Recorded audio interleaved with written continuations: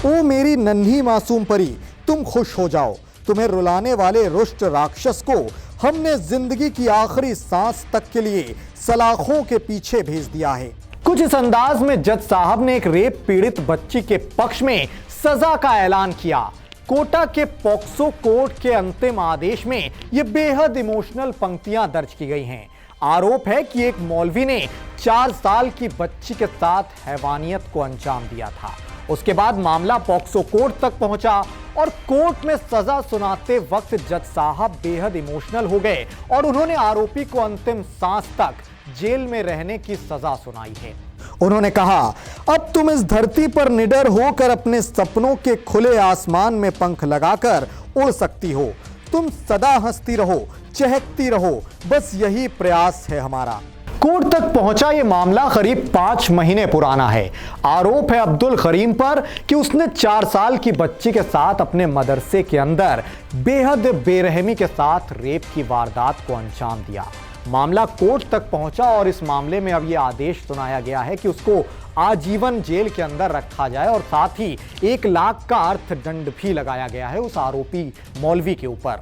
अब्दुल करीम कोटा का ही रहने वाला है। करीब 5 महीने पहले वो इस मदरसे में गया था, वहां टीचर के तौर पर कार्य कर रहा था। वहां पर मदरसों के बच्चों को उर्दू पढ़ाता था।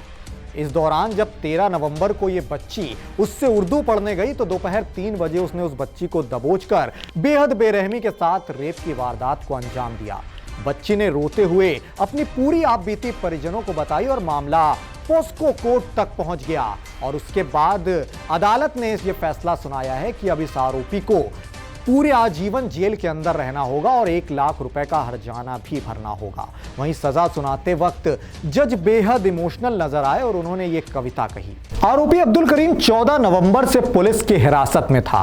वो लगातार येन केन प्रकारेण इस कोशिश में था कि उसे जमानत मिल जाए, लेकिन जज साहब तक ये जब फैसला पहुंचा तो इस पूरा वाकये को सुनकर वो बेहद इमोशनल हो गए। उसके बाद उन्होंने उसको छूटने की कोई गुंजाइश ना रहे ये सुनिश्चित किया है आला अधिकारियों के साथ और यह कहा है कि इसकी आखिरी सांस तक इसको जेल में ही रहना चाहिए।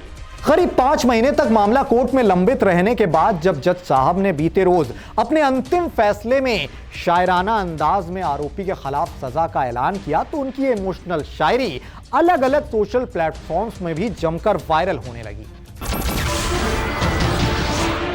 नमस्कार, मैं हूं मानक गुप्ता।